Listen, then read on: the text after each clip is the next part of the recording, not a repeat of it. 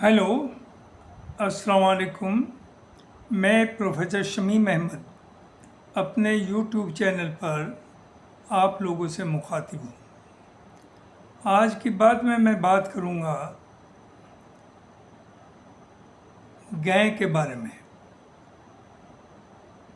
जिसे हिंदुस्तान में एक बहुत बड़ा मुद्दा बनाया हुआ है, जस्ट फॉर पोलराइजेशन और टू क्रिएट हेटेड against a certain community, certain means Muslims. तो इसके ऊपर आज बात करेंगे। मैं इससे पहले भी बहुत से जो डिफरेंट चैनल्स पे डिस्कशन में मुझे बुलाया और अपने भी वीडियो अपने यूट्यूब पर मैं बना चुका हूँ कि गैं को हमारी जो मेजॉरिटी कम्युनिटी है वो बहुत एक तरह से पवित्र और उसे माँ समझती है। लिहाजा हमारी मुसलमानों की जिम्मेदारी है कि हम कोई ऐसा काम ना करें जो मेजॉरिटी कम्युनिटी के लोगों का फेथ को कोई ठेस पहुंचे। और उसी डायरेक्शन में हमने बार बार कहा कि गैं को through out country, through out the territory of India ban कर देना चाहिए। अब बकरीद आ रही है, ऐसे ईद उल जुहा कहा जाते हैं, उसमें कुर्बानी है। कुर्बानी उसमें बड़े जानवर की भी होती है, छोटों की भी होती है। तो इसमें पहली तो हमारी अपील सब मुसलमान भाइयों से है कि क्या कहीं गुंजाइश भी हो वहाँ भी आप गैं को कुर्बानी नहीं देंगे। आपके लिए भैंसा है, बकरा है और बहुत सी चीज़ें अवेलेबल है, लेकिन गैं को आप कोई भी मुसलमान ईद उल जुहा पर उसकी कुर्बानी ना दे। अब आइए दूसरी तरफ, हम बड़ी लंबी चौड़ी बात करते हैं एंड नॉर्थ इंडिया में ख़ास तौर से गैं के नाम पर सैकड़ों लोगों की लिंचिंग हो चुकी, घरों को बुलडोज कर दिया गया। तो हमें ये पूछना है, ये बताना है, क्या गवर्नमेंट रियली में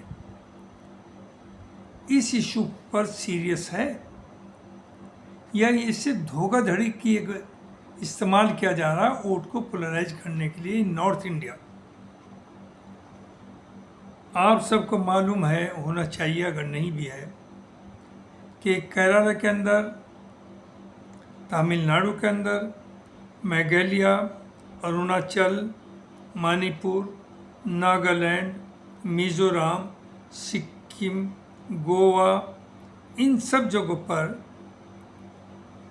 गैं का मीट या कहिए कि गैं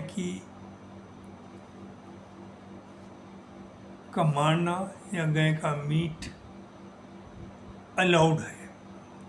वहाँ गैं के स्लॉटर पे कोई इतनी जगहों पर किसी भी तरह की पाबंदी नहीं है।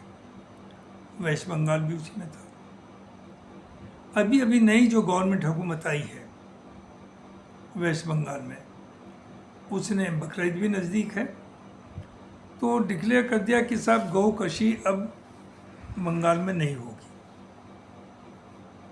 वो समझते थे कि इसके ऊपर, चूँकि वहाँ कानून अब तक तो नहीं था ऐसा, कि मुसलमान बहुत प्रोटेस्ट करेंगे और एक नया इशू खड़ा करके हम और पोलराइज करेंगे, लेकिन ये उल्टा उनके गले में पड़ गया।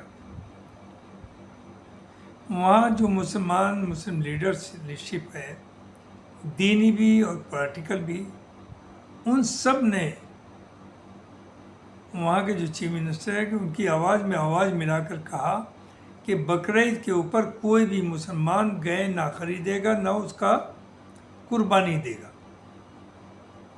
उसका असर क्या हुआ कि लाखों, मिलियंस ऑफ हिंदूज जो गैं का दूध का बिजनेस करते हैं, किसान हैं, वो कर्जे के ऊपर पैसा लेते हैं। और जस्ट इमेजिन, कर्जा भी जो आया न्यूज़पेपर्स में, 4% पर एनम पर मंथ, यानी 48% सूद के ऊपर वो पैसा लेते हैं और 15-15, 20-20 गाय खरीदते हैं। और कोई भी गाय जो होगी वो 10 मैक्सिमम 10 साल तक दूध देती है। और वैसे वो एक बार जो बच्चा देने के बाद 7 महीने दूध देती है। उसके बाद फिर उसे 8-10 महीने घास घर से खिलाना। और घास का मतलब ये है कि एक गाय 400-500 रुपए का घास खाती है। तो किसान ये करता था कि जैसे ये दूध से जाती थी इन्हें वो बेच देते थे। एंड सर्टेनली इस सभी को मालूम है, चाहे नॉर्थ में हो, साउथ में हो, या बंगाल में हो, ईस्ट में हो, कि गाय मुसलमान नहीं पालता। मुसलमान भैंस पालता है जो ज़्यादा इकोनॉमिक है, ज़्यादा दूध देती है। गाय उतना नहीं देती। हिंदुओं में चूँकि गाय को एक डबल दर्जा है, वो दूध भी देती है और माँ का एक दर्जा भी है, तो ज़्यादा वो लोग उसे पालते हैं। तो वहाँ 15-15, 20-20 लोग गाय रखते थे और 7 महीने के बाद वो दूध दे के ख़त्म हुई, उसे 40-50 हज़ार में बेच लिया, फिर नई गाय ले आए। ये वो लोग रोटेशन चलता था। और बकरीद के टाइम पर ख़ास तौर से जो गाय उनकी 50 हज़ार में बिकती थी वो 80 हज़ार रुपये तक बिक जाती थी। तो प्रॉफिट किस जा रहा था? उस गरीब किसान के ऊपर। उसका ये धंधा था, यही उसकी रोजी रोटी थी। जब बैन ये हो गया तो लाखों हिंदू उन गायों को लेकर के रोड्स के ऊपर आ गए और उन्होंने कहा कि आप ये बताइए, ये दूध नहीं दे रही, इन्हें हम पे अगर 15 गाय हैं तो 7-8 हज़ार रुपये रोज़ का तो चारा चाहिए, हम कहाँ से लाएंगे? और फिर इन्हें हम जो 10 साल से ज़्यादा हो जाती है वो तो बच्चा फिर देती ही नहीं, तो इन्हें हम क्यों खिलाएंगे? तो एक पूरी इकोनॉमी और पूरा मैं एक तरह से कहिए अफरा तफरी का माहौल बन गया। तो मेरी तो अपील ये है मुसलमानों से ख़ास तौर से कि वो गाय कहीं भी ना ख़रीदें और ना उसका वध करें, ना उसकी कुर्बानी दें, और ना नॉर्मल टाइम में अगर अलाउड है तब भी ना दें। और गवर्नमेंट से हमारी ये अपील है, जो आरएसएस और बीजेपी इसी के ऊपर इलेक्शन लड़ रही है, इसी के ऊपर पोलराइजेशन कर रही है, इसी पे मुसलमानों का लिंचिंग कत्लेआम कर रही है कि गौ मातों को ये खाते हैं। इन्हें ये चाहिए, ये हम डिमांड करते हैं। मैं पहले भी 10 दफ़े डिमांड कर चुका। अभी हमारे मौलाना असद मदनी साहब ने लाखों की भीड़ में उन्होंने भी वहाँ डिक्लेयर किया सभी मुसलमानों को, और सब ने खड़े होकर के, जिसमें सिख भी थे, हिंदू गुरु भी थे, बहुत से मजहबों के लोग थे, बौद्ध भी थे, सब ने हाथ खड़े होकर के कहा कि हम आपकी बात से एग्री करते हैं। क्या कहा उन्होंने?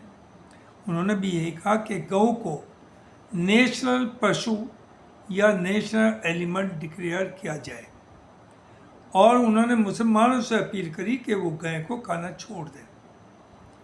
तो क्या अभी भी कोई कमी रह गई?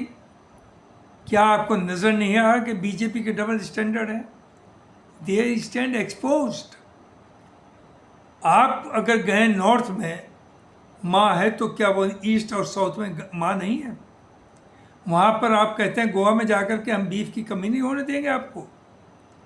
आप नॉर्थ ईस्ट में जाके कहते हैं हम गाय की कमी नहीं होने देंगे, आप जितना चाहे खाइए, जो चाहे खाइए, और ज़रूरत होगी, कमी पड़ेगी तो हम सप्लाई करेंगे। और नॉर्थ में उसके नाम पर आप लोगों की जान ले रहे हैं। तो हमारी रिक्वेस्ट हाथ जोड़ करके सबसे है, जो हमारे हिंदू भाई हैं, कि हम आप गए, आपकी माँ है तो हम उसकी वही इज्जत करेंगे, और हम नहीं चाहेंगे कि आपके सेंटिमेंट्स को हमारी वजह से धक्का लगे। लिहाजा हमारी रिक्वेस्ट है कि गौ को, स्लॉटर को बैन किया जाए थ्रू आउट इंडिया, और बेचने वाले को भी और ख़रीदने वाले को भी, दोनों को उम्र कैद, और अगर कोई काटता हुआ मिले, गौ कसी करता हुआ मिले, तो उसे पब्लिकली हैंग करिए। We stand with you. हम इसमें बीजेपी आरएसएस के साथ हैं और हम इसे सपोर्ट करते हैं मुसलमान सब, कि गौ को आप नेशनल एनिमल की तरह से डिक्लेयर करें। लेकिन हम जानते हैं आप नहीं करेंगे, आप में हिम्मत नहीं है। जैसे यूनिफॉर्म सिविल कोड खूब नारे लगाते हैं, आप हिंदुओं को ये बताना चाहते हैं कि मुसलमान इसके लिए तैयार नहीं, and we are targeting Muslims. लेकिन आपकी नीयत साफ नहीं। आपके कॉन्स्टिट्यूशन में लिखा हुआ है कि यूनिफॉर्म सिविल कोड जो है जब भी इसे इम्प्लीमेंट करें through out the territory of India. लेकिन आप क्या कर रहे हैं? आपकी हिम्मत नहीं है कि यूनिफॉर्म आप सिविल कोड ला सके। चूँकि साउथ में मामा भांजी से शादी करता है, नॉर्थ ईस्ट में कुछ और करता है, गोवा में 5 साल तक बेटा ना हो तो वो दूसरी शादी कर सकता है। आप लाएंगे? आप में दम है? आप स्टेट वाइज ला रहे हैं सिर्फ मुसलमानों को टारगेट करने के लिए। आपकी नीयत साफ नहीं है। लेकिन देर और सबेर ना कोई रहा है ना हमेशा रहेगा। कांग्रेस के भी एक टाइम में 400 सीट्स आई थी और अब क्या हो रहा, 40 से भी कम रह गई थी पीछे कुछ दिन पहले। तो देखिए, बीजेपी हो या कांग्रेस हो या समाज, कोई भी पार्टी हो, वो ज़िंदगी भर नहीं रहती। ममता 10 साल रही, चली गई, लेकिन नो डाउट वहाँ बाई हुक्स एंड क्रूस गई है। ईमानदारी के साथ नहीं आपने उसे हराया। बेईमानी, पोलराइजेशन, हेट्रेड, धोखा दे करके। अब ये गए का इशू है, हिम्मत होता वहाँ बैन करिए ऑफिशियली वेस्ट बंगाल में। दूसरी चीज़, आपने गौशाला खोल रखी है, क्या आप रिकॉर्ड नहीं रख सकते? हर गाय के गले में एक टैग हो, नंबर पड़ा हो कि साल में कितनी गाय वहाँ आई हैं, कितनी की नेचुरल डेथ हुई है और कितनी कहाँ है। होता ही है कि 1000 गाय हैं, 6 महीने बाद वहाँ 200 बचती हैं, जबकि कोई मरी हुई नहीं दिखाते। तो 800 कहाँ गई? और 2000 और एंट्री हो जाती है, 2200 हो जाती है। भूखी मर रही, खाना उन्हें दिया नहीं जाता। अगर आप किसी गौशाला को 10 लाख दे रहे हैं, 6 लाख को खा रहा है खुद, 4 लाख का उन्हें चारा दे रहा है। ये तो हमारा कमिटमेंट है हमारी माँ से। तो हमारा ये कहना है कि ये धंधा बहुत दिन नहीं चलेगा। No, the BJP clearly stand exposed. हिम्मत है तो इसने नेशनल एनिमल डिक्लेयर करिए। और हम कहते हैं अगर मुसलमान उसके बाद उसे काटता है तो उसे पब्लिकली हैंग कर दीजिए। We will stand by you. Thank you very much.